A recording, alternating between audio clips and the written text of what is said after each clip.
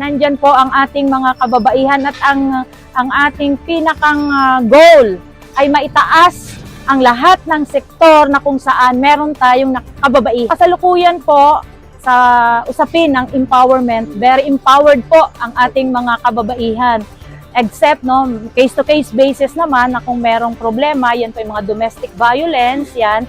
At talagang sinusulong natin ang ating mga kababaihan ay magsabi, i-disclose nila ang kanilang mga nararanasan mula sa domestic na tahanan nila sa pang-aabuso sa kanila hanggang sa itaas na antas ng pang-aabuso. Ma'am, sa area of responsibility ninyo, campaign kasi natin ngayon ng anti-rape. May mga kaso bang gano'n?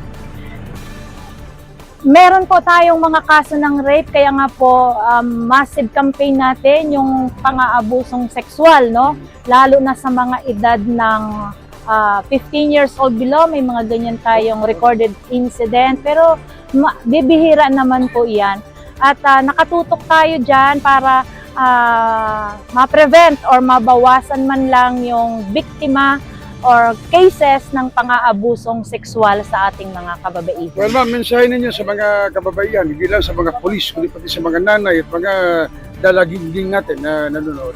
Sa mga kababaihan po na naaabot ng aking sinasabi ngayong hapon na ito, panatilihin natin yung ating pagiging respeto sa ating sarili dahil bago tayo irespeto ng kalalakihan, tayo muna po ang rumespeto sa ating sarili.